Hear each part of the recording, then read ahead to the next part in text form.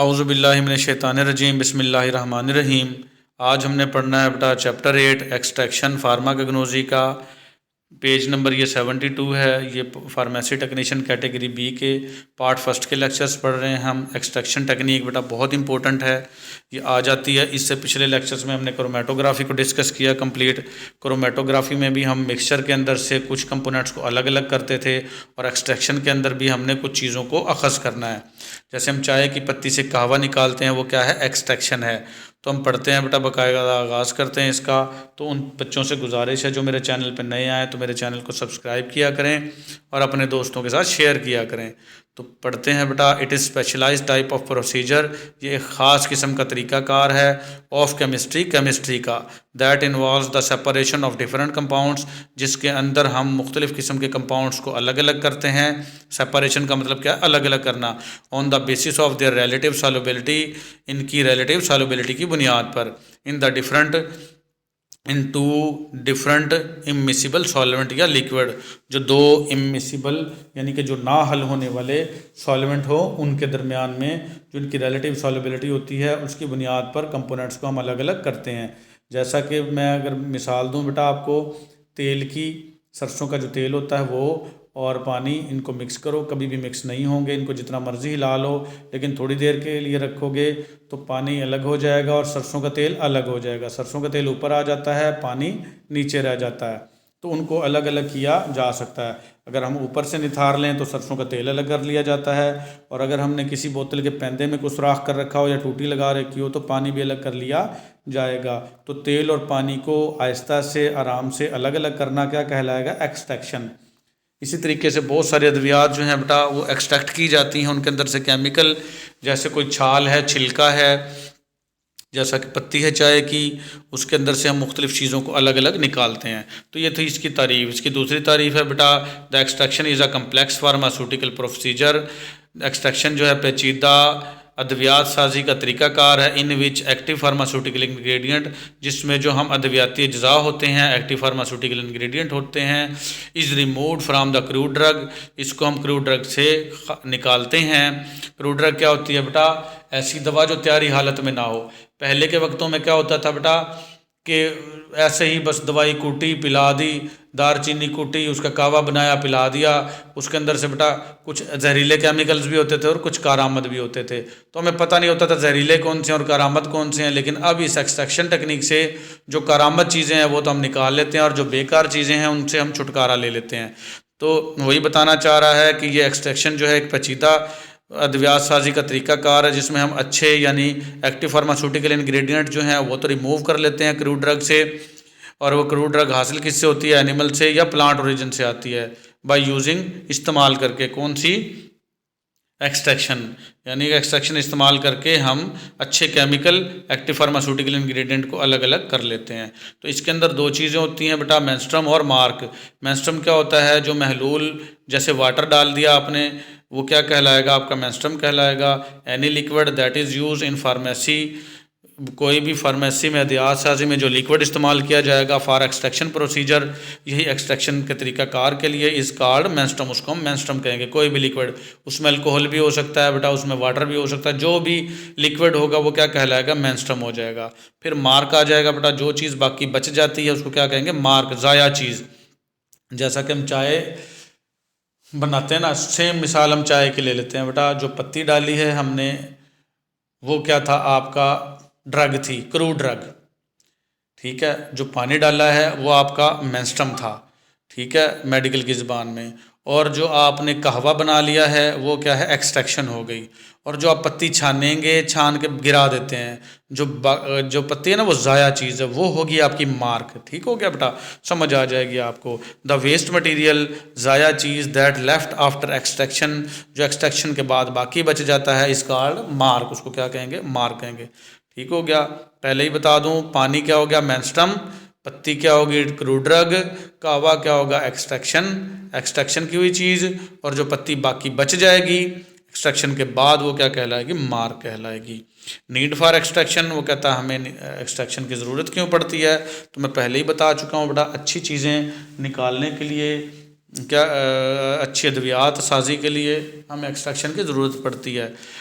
With the advancement in the medical treatment technology, जो जितनी जितनी जिद्दत आती गई, ये जदीद होता जा रहा है, इलाज आपका एडवांसमेंट आती जा रही है मेडिकल यानी ट्रीटमेंट टेक्नोलॉजी में। The demand of herbal medicine diminished, जो देसी अद्वियात हैं उनकी डिमांड जो है वो गायब होती जा रही है। लोग हकीमों के पास देसी अद्वियात को लेना पसंद ही नहीं करते, जाते ही कोई नहीं।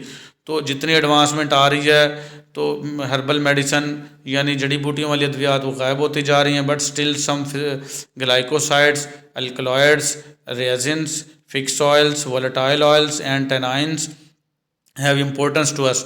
लेकिन अभी तक, स्टिल का मतलब क्या होता है, अभी तक। सम ग्लाइकोसाइड, कुछ ऐसी अद्वियात जिसमें ग्लूकोज होता है, अल्कलॉइड्स जिसमें अल्कली होती है, रेजिन जिसमें गूंद होते हैं, फिक्स ऑयल जो उड़ते नहीं हैं, ऐसे तेल जो उड़े ना वो क्या कहलाते हैं, फिक्स ऑयल। वोलेटाइल ऑयल्स, ऐसे तेल जो उड़ जाते हैं उनको क्या कहते हैं, वोलेटाइल ऑयल्स। एंड टेनाइंस, और कुछ रंगदार मादे, हैव इम्पोर्टेंस टू अस, हमारे लिए बहुत इंपॉर्टेंट है। ये तो लफ्जी तर्जमा बेटा। तो कहता है कि कुछ जैसे जैसे ट्रीटमेंट में जिद्दत आती जा रही है, देसी अद्वियात का इल्म ख़त्म होता देसी अद्वियात की मांग गायब होती जा रही है, लेकिन अभी भी कुछ glycoside, alkaloid, resin, fix oil और वोलेटाइल ऑयल और टेनाइंस हमारे लिए बहुत अहम है। So we use extraction process, तो हम एक्सट्रैक्शन का तरीक़ाकार इस्तेमाल करते हैं टू प्योरीफाई दैम, इनको खालिस बनाने के लिए। एडवांटेजेस ऑफ एक्सट्रैक्शन क्या हैं, फ़ायदे क्या हैं एक्सट्रैक्ट करने के। पोटेंसी कैन बी कंट्रोल, दवाई की पोटेंसी को कंट्रोल किया जा सकता है, जैसे 500 mg, 250 मिलीग्राम, 1 ग्राम, तो इसको कंट्रोल किया जा सकता है एक्सट्रैक्ट करके। पहले हम क्या करते थे, हकीम हजरात ऐसे ही दवाई दे देते थे, ये नहीं पता था कि इसकी ताकत कितनी है। अगर ज़्यादा दे दी तो दवाई अंदर और दम बाहर, बंदा फड़क जाता था, और कम देती तो बंदा ठीक ही नहीं होता था। तो अब हमें इससे पोटेंसी का पता चल जाएगा, ताकत का पता चल जाएगा, क्योंकि हम सारी चीज़ अखज़ कर लेंगे। डिटेरियोरेशन कैन बी कंट्रोल, और डिटेरियोरेशन क्या थी, ख़राब होना, उसको भी कंट्रोल किया जा सकता था। कुछ अद्वियात जो देसी है ना बेटा, वो बहुत जल्दी ख़राब होती हैं, डिटेरियोरेट होती हैं, लेकिन इस डिटेरियोरेशन को भी एक्सट्रैक्शन के ज़रिए कंट्रोल किया जा सकता है। जैसा कि आप कहवा जो है वो बना के फ़ौरन ही पी लें तो पी लें, 1 दिन या 2 दिन बाद अगर चाय या कहवा पियेंगे तो आपका पीने को दिल भी नहीं चाहेगा, उसका जायका भी ख़राब हो चुका होगा और वो ख़राब भी हो चुका होगा। लेकिन अगर हम एक्सट्रैक्ट कर लेंगे तो उसकी डिटेरियोरेशन को कंट्रोल किया जा सकता है। डिफरेंट डोजेज फार्म, इसकी देसी अद्वियात की मुख्तलिफ डोजेज फार्म बना सकते हैं, यानी शक्लें बना सकते हैं, जैसे टैबलेट गोलियां बना दी, कैप्सूल बना दिए, सिम्टम्स एंड इंजेक्शंस, और कुछ इंजेक्शंस बना दिए, तो ठीक हो गया। तो इस तरीके से बना सकते हैं, कैन ईजीली भी सिंथेसाइज, ये तैयार किए जा सकते हैं एक्सट्रैक्शन से।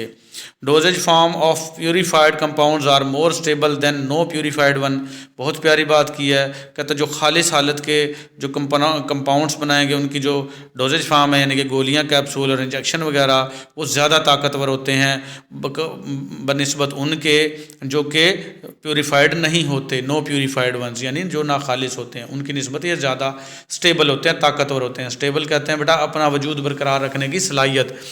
तो ये जो चीज़ें होती हैं प्यूरीफाइड, ये ज़्यादा स्टेबल हैं नो प्यूरीफाइड की निस्बत।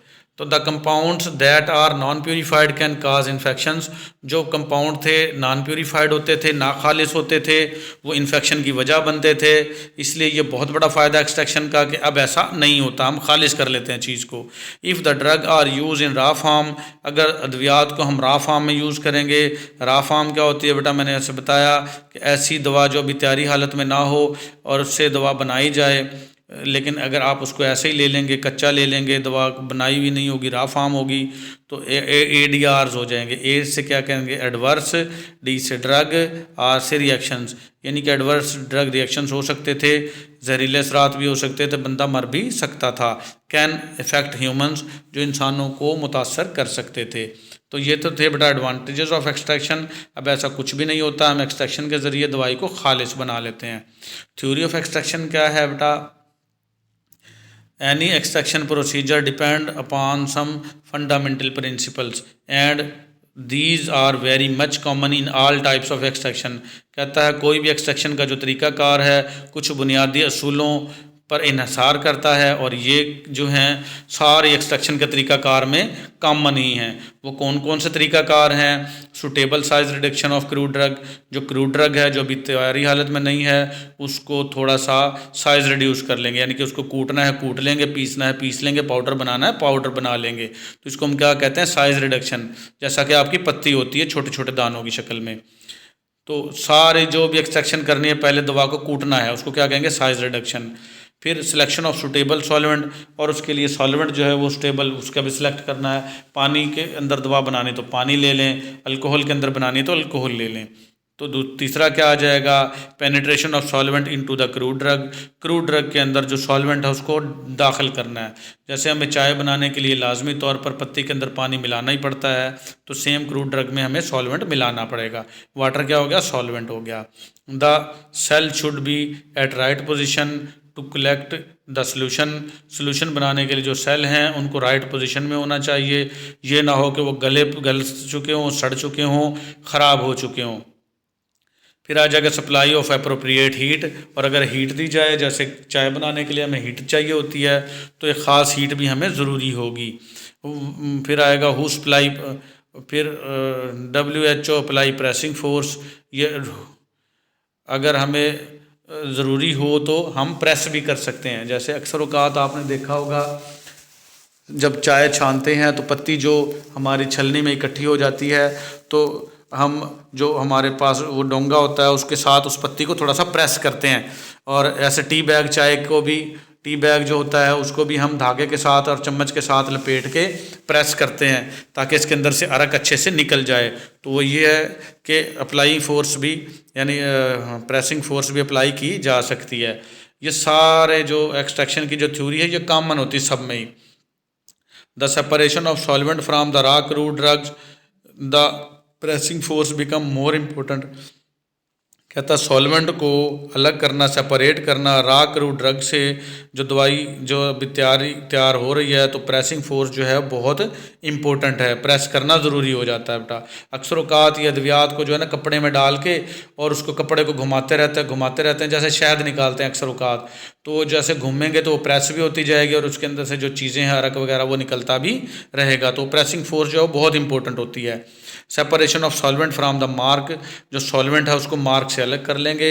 मार्क यहाँ MAR के लिख दिया, ये मार्क MARC वाला मार्क है बेटा, ये ऊपर दिखाया गया था मार्क। ऐसी चीज़ जो चीज़ बेकार फालतू बच जाएगी वो क्या कहलाती ही? मार्क कहलाती थी। तो ये मार्क के स्पेलिंग आपने ठीक कर लेने हैं। तो सॉल्वेंट को मार्क से यानी ज़ाया चीज़ से अलग कर लेंगे। Evaporation technique is applied to get purified solid drugs, अगर आपको खालिस ठोस हालत में दवाई चाहिए हो तो इवेपोरेशन की टेक्निक का इस्तेमाल करेंगे। इवेपोरेशन क्या होता है बेटा? पानी का या सॉल्वेंट का बुखारात बनकर उड़ जाना क्या कहलाता है? इवेपोरेशन। और उससे जो चीज़ होगी वो खालिस सॉलिड हालत में बच जाएगी।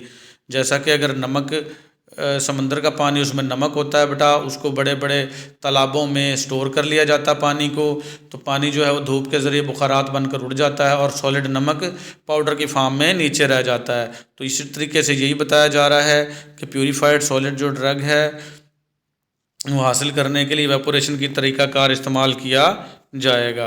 फिर आ जाएगा एक्सट्रैक्शन प्रोसेस और एक्सट्रैक्शन टेक्निक क्या है बेटा? एक्सट्रैक्शन प्रोसेस या एक्सट्रैक्शन टेक्निक में आ जाएगा बेटा ये 6 हैं: infusion, decoction, maceration, percolation, digestion and continuous hot extraction. तो ये बेटा आज का लेक्चर हमारा यहीं तक था। अगर कोई पूछ लेता है आपकी define the extraction, Manstrom, mark and advantages of extraction, theory for extraction and extraction techniques, तो आपने यहाँ तक लिख देना है। 5 नंबर का कंप्लीट हो जाएगा। बाकी जो ये एक्सट्रैक्शन की टेक्निक हैं अगले लेक्चर में हम ये कंप्लीट पढ़ेंगे बेटा। Infusion, decoction, maceration, percolation, digestion और कॉन्टीन्यूस हार्ट एक्सट्रैक्शन, इनकी तफसील देखेंगे हम। आज के लिए हमारा इतना ही, मिलेंगे अगले लेक्चर में। अल्लाह हाफिज़।